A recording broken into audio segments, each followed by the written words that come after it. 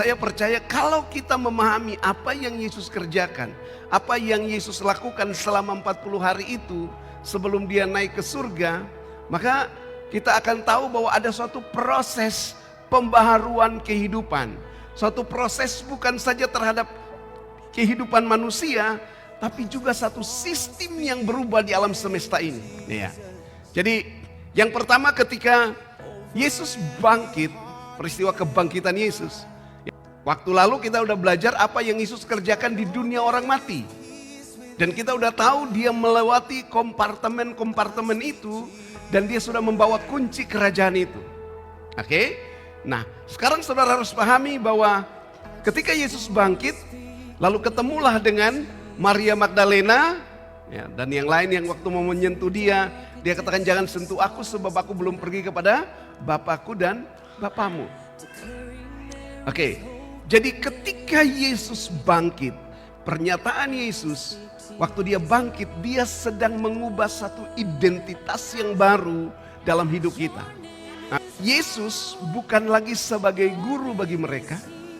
Halo? Yesus bukan lagi sebagai Tuhan bagi mereka, tapi Yesus sebagai saudara bagi mereka.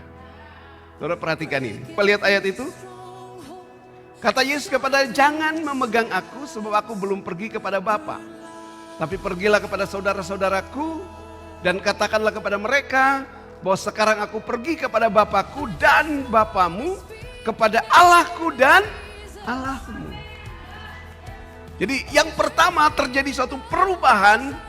Yesus bilang buat murid-muridnya, mereka adalah saudaraku.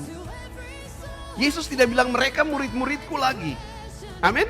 Tapi dia katakan bahwa pergi dan katakan kepada saudara-saudaraku. Berarti identitasnya setelah dia bangkit, dia membawa roh kebangkitan itu. Yang pertama membawa kepada dia satu perubahan status identitas kita. Dikatakan saudaraku. Dan dia bilang Bapakku dan Bapamu. Yesus bilang bukan saja Bapakku tapi Bapamu juga. Amin. Waktu dia sudah bangkit, dia adalah saudaramu. Karena itu dia yang menjadi yang sulung dan saudaralah saudara-saudaranya. Nah, saudara, sebelum dia bangkit dari orang mati, dia adalah anak tunggal Bapa. Saudara harus dengar itu. Anak tunggal Bapa itu cuma satu saja. Tapi melalui kebangkitannya, maka yang pertama status kita dia rubah, status identitas kita. Amin. Kita bukan lagi keturunan Adam yang pertama, tapi kita adalah keturunan Adam yang terakhir. Karena kita berasal dari dia. Kita saudara dengan dia. Pergi dan beritahukan kepada saudara-saudaraku.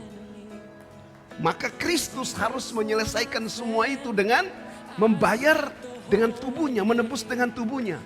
Supaya tubuh saudara pun,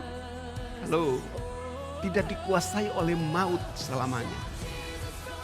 Jadi waktu Yesus bangkit, saudara dengar, waktu Yesus bangkit dari antara mati, maka bahwa kebangkitan itu mengubah yang pertama tadi identitas kita, status kita dan Yesus itu sama.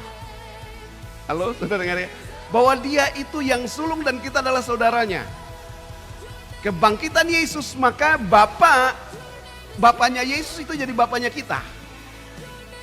Sepakat ya? Oke. Tujuan Yesus mati itu untuk apa? Untuk menaklukkan segala sesuatu yang terkait dengan tubuh ini. Kebangkitan Kristus juga, dia mengubah keadaan kita yang tadinya tubuh ini dikuasai dosa dan maut dan akan mengalami kematian.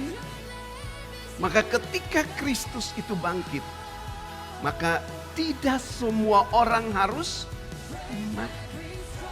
Tidak semua orang harus mati, tapi semua orang harus berubah.